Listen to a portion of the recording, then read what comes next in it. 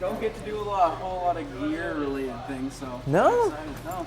Honestly, it's kind of surprising to me. This is all you. Thank you. I got one on me.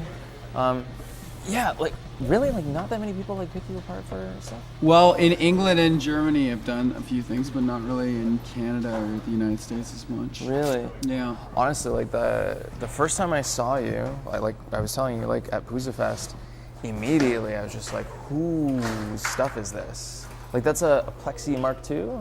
Yeah, it's the old Super Lead 100 watt. So now, the Nerd Out begins. Is that a reissue or original? It's a reissue, yeah. Right It's on. actually the one.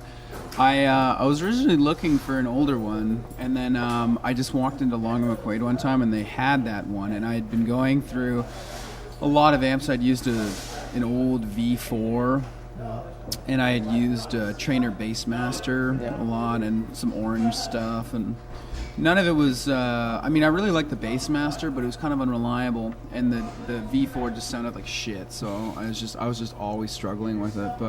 And then I used a twin reverb, and I don't know. I tried a lot of stuff that just never really worked. Yeah. And then I tried that one in particular, and that's it. I've never really been interested in buying another loud amplifier after I bought that one. That was about 4 years ago now, but.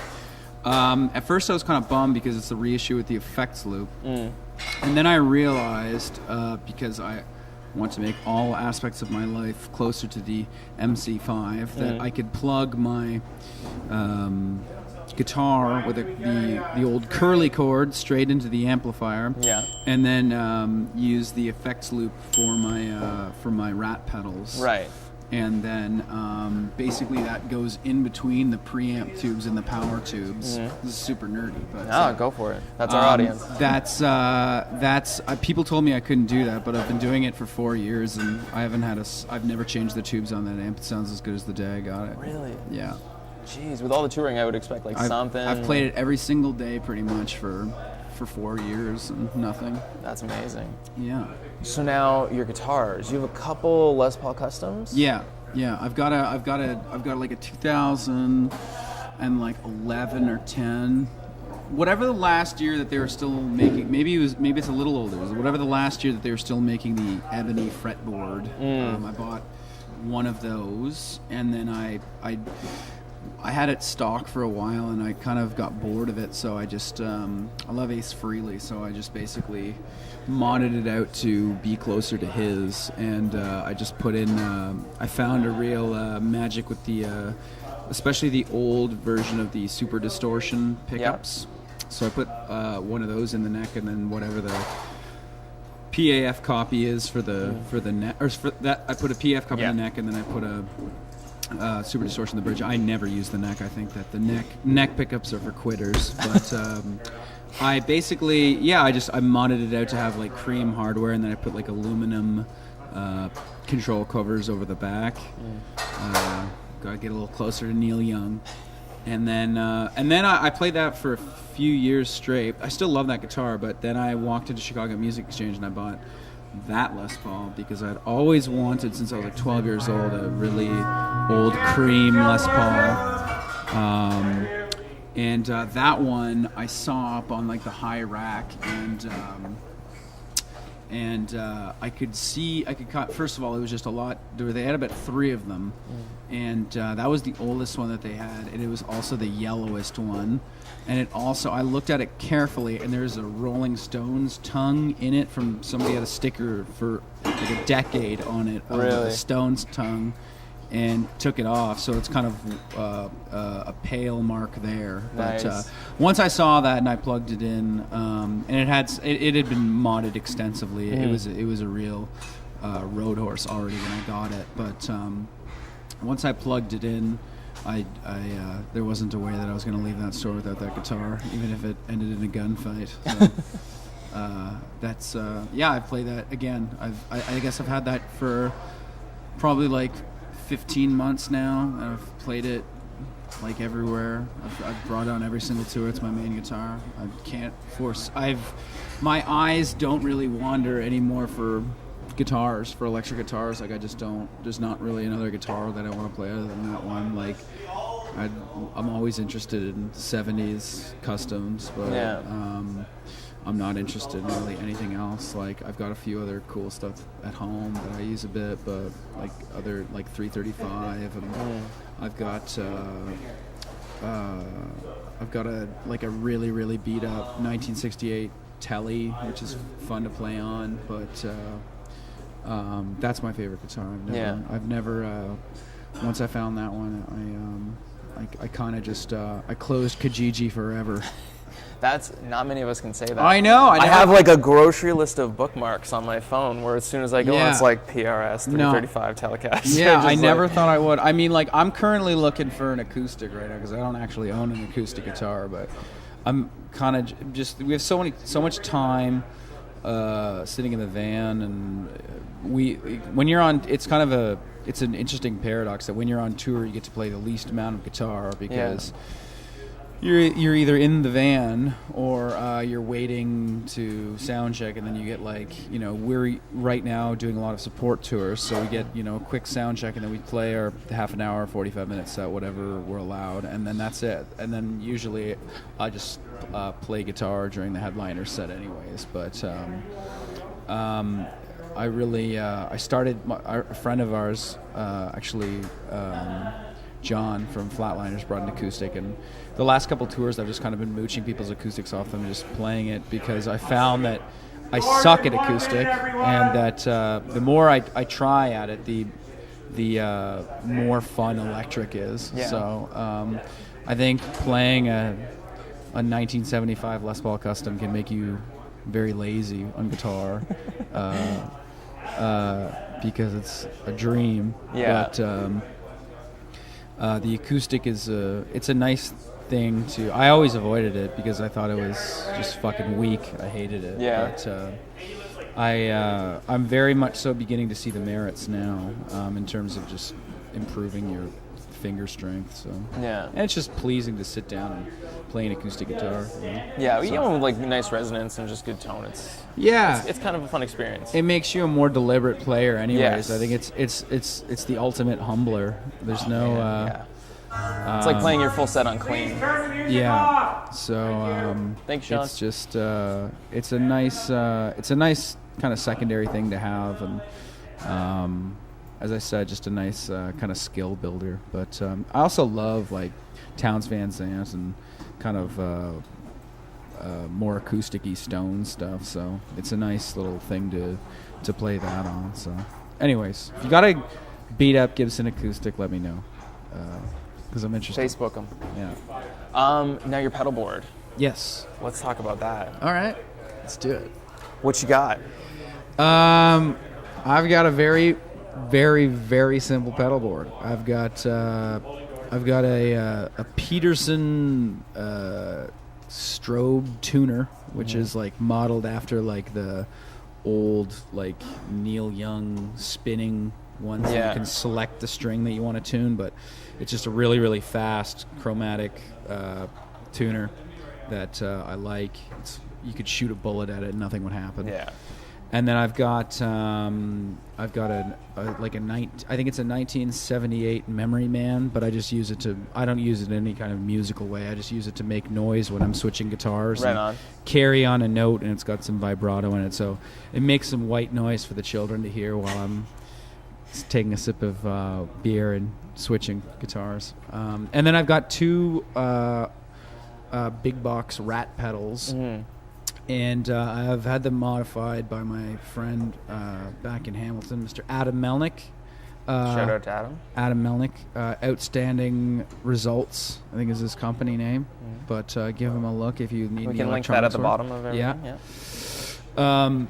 But he put super bright LEDs in them so that I can see when each of them's on. And I have so the green, there's one, the first one, it has a green LED and it's always on, and it's kind of I used to be obsessed with fuzz pedals, and I used to use like a Rickenbacker and like different things like an old Super Fuzz and stuff like that, and I was always obsessed with trying to make the fuzz as loud as it could possibly be. And I would always be very disappointed when I tried a fuzz pedal and it made the signal quieter, and you couldn't go anywhere from there. So I really fell in love with the rat pedals because not only is it really flexible and really nasty if you want it to be, but it's also very clear and has a ton of volume, and it is simple for an idiot like me. So you can easily navigate them, which is very exciting for a guy who does not like to twiddle knobs too much. But so I kind of have one kind of set lower, and then I have a second one that I just stomp on top of that one so that it's turned up higher and it's a boost, and if you take your hands off the guitar, or even if you try and stop playing while that is on, it is just howling feedback. So you kind of have to develop a bit of you kind of have to get used to that rig, and as soon as you're not using it, unless you want to just subject some assholes to sheer white noise, which every once in a while. Every once in a while, some people need some waking up if they're on their cell phones in the front row. Well, we're getting the signal that we have to go. They're holding doors for us right now. Thank you so much. Oh, my pleasure. I hope we run into each other again and we can have like a super long conversation. Yeah. I really, really appreciate it. Thank you again. My pleasure. Awesome. Thanks, guys. Man, that sucks. I hope, honestly, next time I would even travel. If you want to like sit down, we can do like a long interview. Worries. Yeah, I mean, like, we're not doing anything now. Like, if you guys have more questions, we can do it somewhere else. You got time? Yeah. We can go out back even. Yeah. Awesome. Cool. Yeah. Let's do it.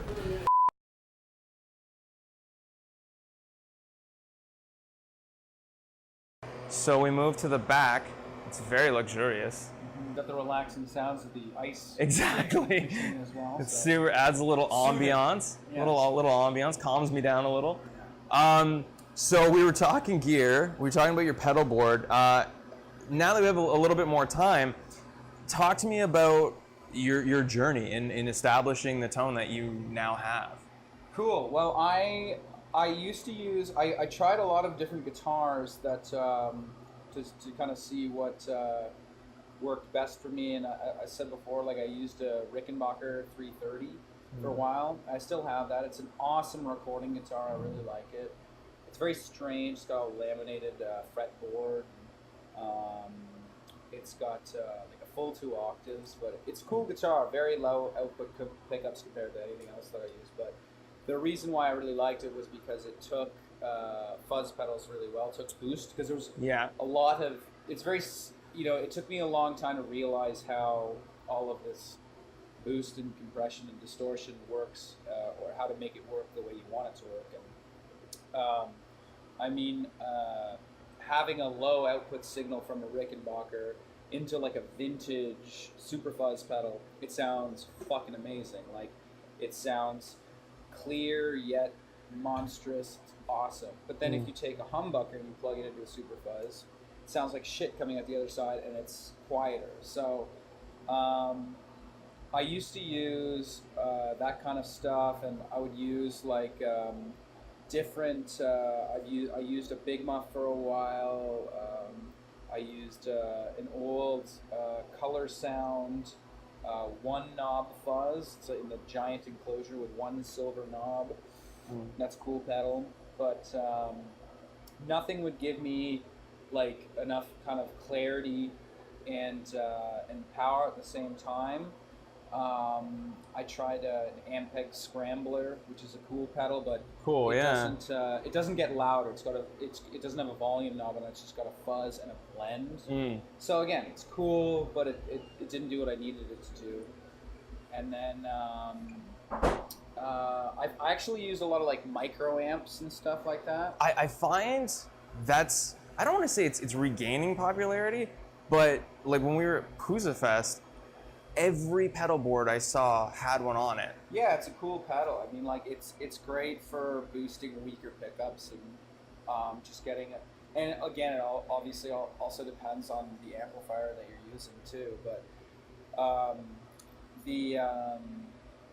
I used it. As I said before, I struggled with a V4 that really, it liked to shock me more than it liked to sound good. But that was a loud amp that did produce sound. That I can say objectively. Some days. Some days. The Bassmaster, I still have that. That's an awesome amp. I really like that amp a bought. But my first kind of real rig was I was using the Rickenbacker into this thing called it's a preamp distortion unit made by a Canadian company in the 60s named Garnet. Okay. You know Garnet? I do not. So they're made in Winnipeg, and it's this thing called the Garnet Herzog, and it's the size of a small head, and it's just got 2 knobs on it, and it's basically a Fender Champ with a resistor instead of a speaker. So you plug your guitar into that, and you plug that into your amp, and it's some really nasty fuzz kind of distortion out of it. It's an awesome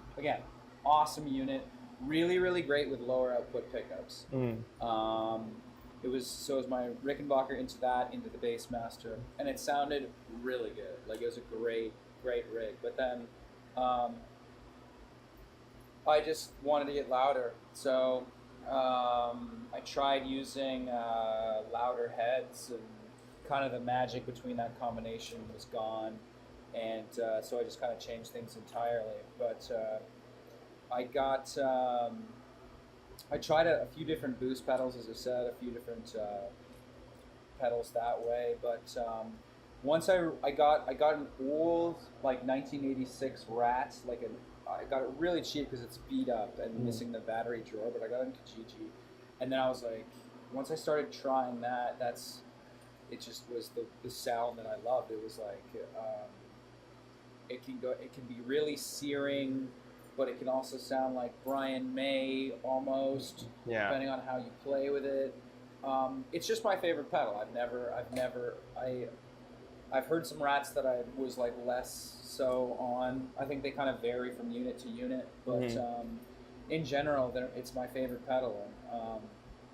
I found that I just really like the sound of those super distortion pickups into, like, it's one of those, it's a rare example of a distortion unit that can take a really hot input signal and still sound good. Yeah. And I think it sounds really great with high output pickups into it. But I went through a lot of failed rigs and things that would zap me and not work and be questionably reliable. But I actually, for the longest time, didn't even have a pedal board. It was just, I would tune before I went on, and then I would have my 2 Rats, and that's it. And nice. I did that for a long time, and then at some point, like, I think we were playing, I can't remember, we were playing some big festival shows that we got offered, and at some point I was like, I should probably just have a tuner on stage. Have a fucking tuner on stage, grow up and get a tuner. So that's it's been a nice addition, having a tuner. But I refuse to. I can't foresee myself altering my rig in any way. Which is the dream. Yeah. To be honest, like, as someone I've gone through probably 4 or 5 different amps, which is fairly conservative in the grand scheme of things, but 16 guitars, I want to say. Okay. Like. Yeah. And I was alluding to, this is a side story, we can almost edit this out. Like, I went through all my guitars and then realized after I got rid of all of them, I was like watching an old video and I was like, the PRS into the Marshall into the Mesa cab, that's what I've been looking for. Yeah. It's like it. And you find it. Yeah. And then you don't sell it. Yeah. You keep it. But you kind of hit the jackpot. Yeah. I mean, like, I'm not exactly reinventing the wheel when it comes to guitars and amplifiers using a Les Paul Custom into a Super Lead, but one that satisfies the player is kind of hard to achieve. Something that I'm very proud of, and everybody's still alive. Well, it's very nice. Like, I do, truth be told, I do get frequent compliments about how the whole thing sounds. So it's very flattering to hear that kind of thing. But I just I really like the way it works for me, and I tried to my first real guitar was a Les Paul Standard, and then I tried to say, oh, I don't want to play Les Pauls. Everybody's done it, and then I found my way back to a Les Paul Custom, and I was just like, why the fuck did I ever? I guess I had to go on my journey to find that. Yeah. home is where the heart is. So, I mean, if I can give a message to people that love gear like myself, is that I think you've echoed it, but if you find something that works, stop fucking around and just play the goddamn guitar. Because that's what we're really all here for. And I used to just spend hours looking at different boost pedals on Kijiji and eBay and like Craigslist occasionally. Yeah, if you're like, oh, I can't find this, let's see if it's on Craigslist. Yeah, exactly. And now I spend that looking at an acoustic guitar. But in my time where I'm playing, and I just really enjoy my very simple setup, and it works for me, and it's loud as fuck, and it peels the paint. So it does. All I can say is, kids, find your rig and stick to it. Learn how to use it. Now, my last question for you, my real last question for you, is what or who, you kind of alluded to earlier with the Ace Frehley, who really inspired you? Like in terms of, because you were incredibly charismatic on stage, and like you can tell, like, I don't know, a lot of musicians are like this, but you're the type of person who you see playing, you're like, you're having the time of your fucking life on stage. Like, at least that's my perception. Well, is that's very you're not. I certainly do. Yeah, like I was saying, when I first saw you, you were like checking your gear and stuff, and you seemed very mild-mannered, and you're just kind of chill. And like, as soon as you hit the stage, one of my favorite things, maybe this is like the creative or the, I don't know, cheesy guy in me, but like, you just immediately smiled. You walked to the front of the stage and you just smiled. And it's like one of those things seems so genuine to me that like, you really like what you do, and then you start playing, and you're all over the place, and you're doing the splits, and the crowd's into it, and it's like, you love what you do. I certainly do love what I do. I mean, like, we played a lot of shows, and we've got even more ahead of us, but, I mean, there's nothing that I've ever, the only other thing that I wanted to do is when I was a kid, I wanted to go to space, and then I realized that probably actually kind of sucks, so... this is the only thing I've really ever wanted to do, and I make a point of every single time when we get to play a show, walking out and just looking and taking it in for a second, about how lucky that I am to get to do this. And I do my best to do my job, and part of my job, there's a linear relationship between my level of fun and my proficiency at my occupation. So I do my best to make sure that both those things are heading together in a nice steep line so that everybody can have fun. But I mean, as I said, I just feel really, really lucky to get to do this and to get to do this for a living. It's we've been a band for 11 years, and it's, you know, it's not been wine and roses the entire time, but for the last year or a little bit more, all the shows have been wicked. So and they just keep getting better. So I'm very, very appreciative to play to people, and especially people that know and enjoy our music. So it's a real privilege to get to do that, and it's not something that's lost upon us at all. We're very thankful for the opportunity, and we try and give her hell, man. Have a good time. Kick out the jams, motherfucker. I can't think of anything better to end it on. So, for the second time, thank you very much for your time. My pleasure. Really, really appreciate it.